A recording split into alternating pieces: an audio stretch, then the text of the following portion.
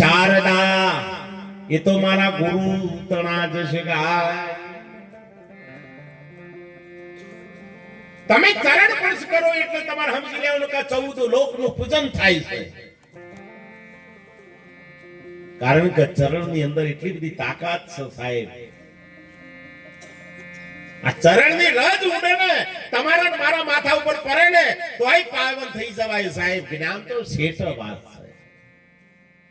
ખાલી એની ચરણ રજ પડી જાય તોય સલ્યાની અહલ્યા થઈ જાય સાહેબ.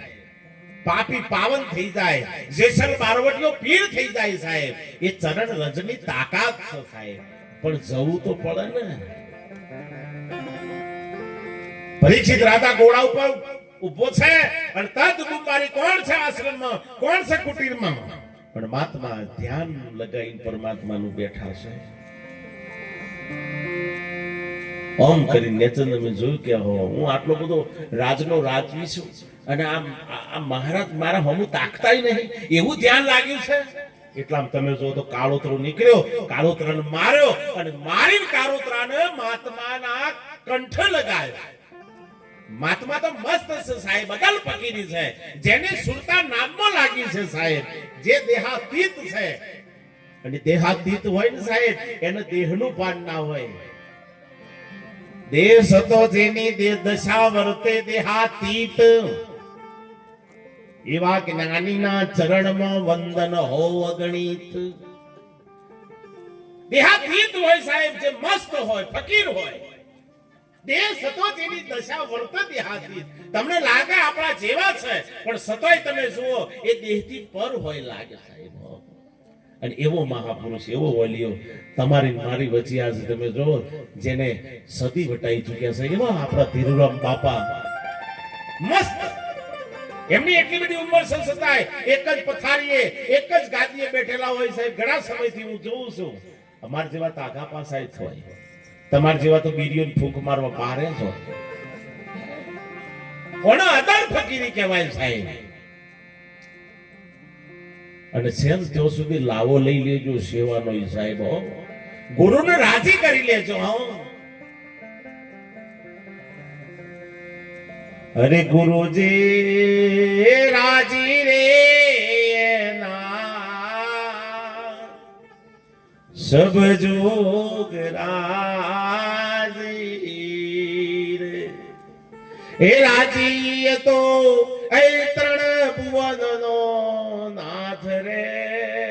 આ જેનો ગુરુ રાજી સાહેબ એનો અખિલ બ્રહ્માંડ રાજી સાહેબ. ઘણા તો ગુરુ બાપરા હાથ ઘસી જાય. આરી આઈટમ હોય જો આઈ જેમ કે આવે એવો જ ચાલુ કરે. બાપુ હારા આશીર્વાદ આલો, હારા આશીર્વાદ આલો. 2 વીઘો 4 વીઘો થાય. બાપુ કહેતા મેં હું કહું આયા હું એવી વધવા તારવા ધાર ના કરતા. ઘણા તો નંબર માંગવા આવું લોટરી નો સમજાઈ શકે. બાપુ ઓકળો કયો એટલે બાપુ ઓકળા માટે આયા છે કે તારા ઓકળા તોડવા આયા છે. પરીક્ષિત રાજાએ હાથ મારેલો મૂક્યો અને થી નીકળ્યા. અને ત્યારે એ મહાત્માનો દીકરો જે સાહેબ એકલશંકી તમે જુઓ તો આમ જોયું કે મારા પિતાનો અપમાન, આવા બ્રહ્મ પુરુષનો અપમાન. અને એ વખતના માટે હાફ જોયો મળેલો અને ત્યારે શ્રાપ આપી દીધો કે જા 7 દિવસની અંદર તને કાળોતરો નાગ કરડશે અને 7 દિવસમાં તારું મૃત્યુ થશે. આ શબ્દ પરીક્ષિતના શ્રવણ સાંભળવાનો સાહેબ. પરીક્ષિત એકલાના હાથ દાડે મોત નહીં થાય, તમારું મારું હાથ દાડે. જો વેરાગ લાગે તો પહેલા હો. તમને એવું લાગે છે કે તું તો આપણે ઘણી બાકી છે, તો ઘણું બધું બાકી છે. છોકરો પરણાવો છે ખબર નહીં, છોકરો ઘોડો ચડે એ પેલો તો આપણો ફીસ ઉડી જાય.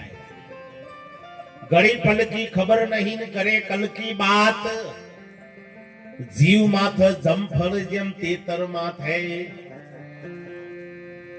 પરીક્ષિત રાજાને સાહેબ તરત વેરાગ લાગ્યો. મેં ભૂલ કરી, બાપુ માફ. દંડવત પ્રણામ કર્યા સાહેબ. મુગટ જો નેચો ઉતર્યો, કળયુગનો પ્રભાવ ઓછો થયો અને તરત બાપુનો તમે જુઓ તો વંદન કર્યા. બાપજી મારી ભૂલ થઈ ગઈ, હું આવો રાજા કોઈ દારો મારી મતિ બગડવાનું કારણ શું, મારી બુદ્ધિ બગડી કેમ? જો તમે આવો વિચાર કરવાનું ચાલુ કરો ને એ તારે તમારી ભૂલ તમને પકડાય. મને જોયા વગર કીધું કને નક્કી કરાવવાની હર એ હંમેશા ગુનેગાર હોય ને, બીજાના પુરાવા લે. પૂછો ફલોના ભાઈ કોઈ તારા આપણે બીડી પીતા પાડ્યા? અરે પણ પીતો ને પુરાવા હું લેવું છે પહેલા? પુરાવા કોણ માગે સાહેબ? ગુનેગાર પુરાવા માંગે. હો, જે ગુનામાં જ નથી એ કોઈ દારો પુરાવો રજૂ ન કરે સાહેબ. હું સાચો છું એવું કહેવા માંગ જ નહીં. સત્યનો કોઈ દારો કલંક લાગતું જ નથી. દંડવત પ્રણામ કર્યા છે. બાપજી મને બચાવી લ્યો, હવે મારાથી ભૂલ થઈ ગઈ. સંત દયાળુ હોય કે જા કદાચ કોઈ સંત મરી જાય અને એવો વાલીઓ પુરુષ મરી જાય હો કે જે તારી દશાને બદલી નાખે, તારી દિશાને બદલી નાખે. રાજપાટનો વૈભવનો ત્યાગ કરીને સાહેબ ગંગા કિનારે આયા છો. તમે ચોગણ આયા છો? તમે જો આયા છો?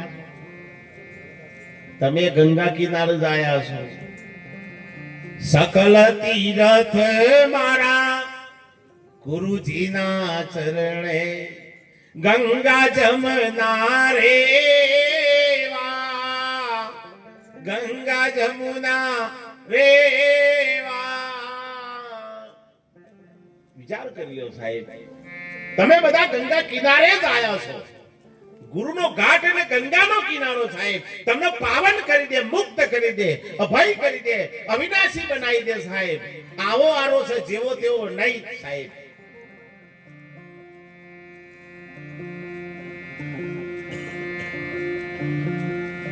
પરીક્ષિત રાજા સાહેબ તમે જો ગુરુની શોધ કરવા લાગ્યા. મોતની બીક લાગે ને એટલે ગુરુની શોધ કરજો. અરે ડર તો લાગ્યો રે રાણા મને એક દન કો, એક દન કો રે અમને એક પલ કો. ડર તો લાગ્યો રે રાણા અરે એક દન કો.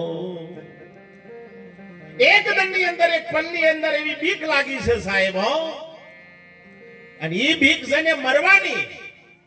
પરીક્ષિત રાજાનો ડર મરનો જ લાગ્યો તો. તમને મને હનો ડર લાગે છે? કોઈ બેઠા છીએ બે હાથ લડતા લડતા આવું જેટલા બાપજી લેવા જીવતા રહું બીજા બાપજી ઉઠાઈ લાવીશું. આપણે ના હોય. અરે બાપજી તો ઠીક છે પણ એનો સેમ્પલ ખોરાકવાય નહીં હોની લેવાના. આપણે ના હો, જીવતા રહે હવ થા હાલ.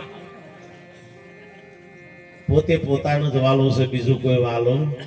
ભલે તમે ગમે એટલું કહેતા હોય કે અમારા એ રે આવે ને તાણે તમે ખાઈએ છીએ, પણ કોરોના બધું ખબર પડી. કોરોના આયા પછી ખબર પડી બધાનો કેટલો પ્રેમ છે કે ખાલી આ તો વેમ છે.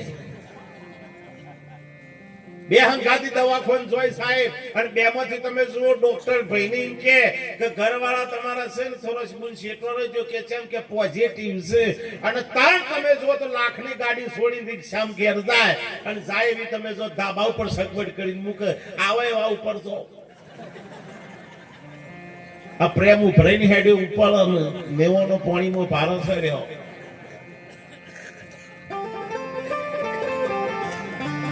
અને બાપરોને જે 14 તારોનો વનવાસ જેને બેઠો છે ને સાહેબ, એ તો હાથ ઘસી ગયા છે. જો એમને તો હું તો કહું છું વેરાગ પૂરેપૂરો લાગુ છું સાહેબ.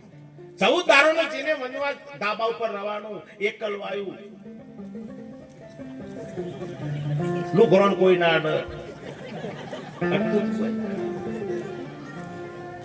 ભેગો થવા જોઈએ તે આમ શેઠ જ.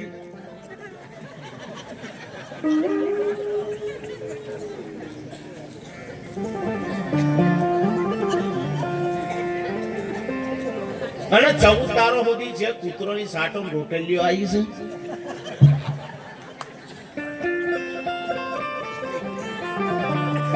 ખારી હણહણાવ તો બે રોટલી તો બાજુના ખાટલા સુધી પોકે.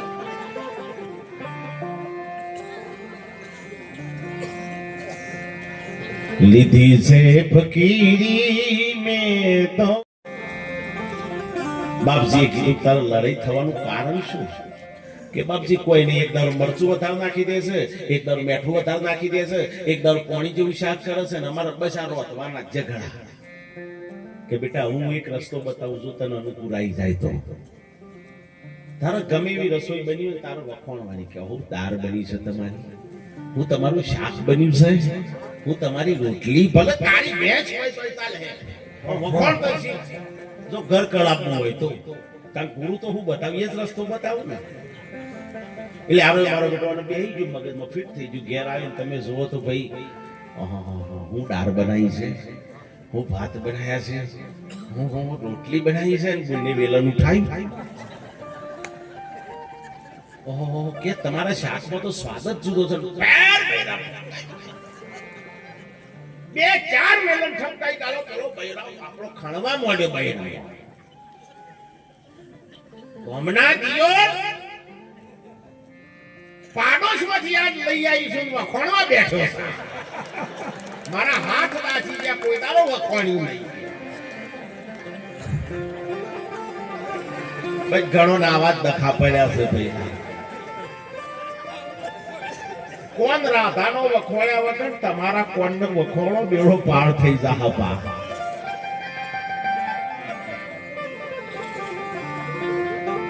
પરીક્ષિત રાજાએ જો મુગટ મૂક્યો એની અંદર કળયુગ પ્રવેશ થયો અને તરત તમે જુઓ તો અમને મયથી ફીલ થવા મળ્યું કે હું તો રાજા છું, મારે તો શિકાર કરવાનો આવો, મારે તો વૈભવથી રહેવાનું. આ કળયુગનો પ્રભાવ. થોડા પૈસા હાથમાં આવે ને તમે જો ત્રણ લુગડે ટાઈટ થઈને હેડવાનું ચાલુ કરે, સમજી લેવાનું કળયુગનો પ્રવેશ થયો. અને એ એટલું વિચારે કે આ સંપત્તિ છે તો મારા સદગુરુની છે, આ ધન છે તો મારા સદગુરુનું છે, આમાં મારું કશું નહીં, હું તો એક ચોકીદાર છું, હું તો એક નોકર છું એનો. જો આ ભાવ તમારી અંદર આવે, કોઈ દારો કળયુગ તમારા ભીતરમાં નહીં પહેચાય. તેરા તુજકો અર્પણ ક્યાં લખ્યું. અને એ વખતના માટે પરીક્ષિત રાજા ઘોડો મંગાયો અને તમે જો તો પલોણ નાખી અને તમે દરબાર કરતા જંગલમાં, અને એટલો બધો જંગલમાં આગળ નીકળી ગયા શિકાર કરતા કરતા કરતા કરતા. ખૂબ તરસ ને ભૂખ લાગી.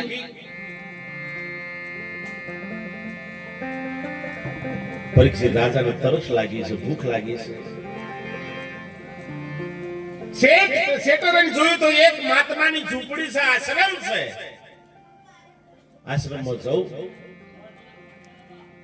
પાણી પીવું, બાર ઉભા ઘોડા ઉપર રહીને, કારણ કે આ કળયુગનો પ્રભાવ થાય. કોઈ સંતના આશ્રમમાં જાઓ, કોઈ મહાપુરુષના ચરણે જાઓ તો જો ઉભા છો ને એથી થોડા નેચા બેહીને જય ગુરુ મહારાજ કરજો સાહેબ. ઘણા તો ટેચણિયા કરજો, ટેચણિયા. ઘણા તો ટેચણિયામાં હાથોડાની હેડ.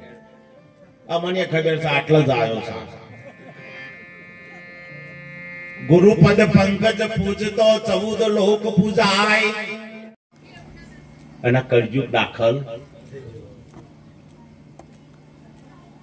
કળયુગ દાખલ થાય ને એટલે કોઈ પછી વાયરો માતામાં પહેરે એવું નહીં. એના વિચારો બદલાય, એની બુદ્ધિ ભ્રષ્ટ થાય. તમે સદગુરુના બાળક છો અને સાહેબ જો કોઈ બેન દીકરી થતી હોય અને એના ઉપર દ્રષ્ટિ નાખો અને તમારા વિચારોમાં જો પરિવર્તન આવે તો સમજી લેવાનું બાપ કે મેં સદગુરુનું વચન તોડ્યું છે. મારી દ્રષ્ટિની અંદર આવો અભદ્ર વિચાર આવ્યો કેમ? આ સદગુરુનો બાળક છે બાપ. નિહારો ના નહીં, વાહ મારા નાથ, તે કેવી દીકરીઓ બનાવી, કેટલી સુંદર છે, કેવું તો તારી આ કરુણા. પણ ઘણો તો ફૂટપટ્ટી જ જુદી હેકતી હોય. પાડોશીના દાળ ભાત હારા લાગે, ઘેર તમે જો તો રોજ ઝઘડા કરે. એક ભાઈએ નવી નવા લગ્ન કરેલો, તમે જુઓ તો એમાં 6 મહિના 12 મહિના પણ ભાઈ ઘર કરી રદ નહીં હતી. રોજ લડાઈ થાય, રોજ લડાઈ થાય. એક દારો તમે જુઓ તો આ જોવડાવવા નીકળ્યો કે તારું એ ચોક જોવડી જાવ. હારું અમારી બેન કે લગ્ન કર્યો મેર હારો તો ચમ બગડ્યું છે. મહારાજ હતા, મહારાજે તમે જો તો ટીપણું લઈને બેઠેલા, પેલો ભાઈ કે બાપજી મને થોડું જોઈ આવો ને. મફતમાં પતન તો સુધી વધો નહીં, કારણ કે જોવાનું કોમ મફત વધશે. અને તમે જુઓ તો મહારાજ કે ભાઈ શું જોઈવાનું કે મેં 112 મહિના થઈ ગયા લગ્ન કરે પણ હજુ મારા બેન રાગ નહીં આવતો. બાપુ કે હજુ 3 વર્ષ સુધી ચાલશે આવું. કાકા 4 વર્ષ થતા તાણ ગોદ પર ને ભાઈ તું હુરું બતાવી તું પરિણાવતા કા ગોદ પર તો સુધી તો ઉલાળા બરધ્યો મારે.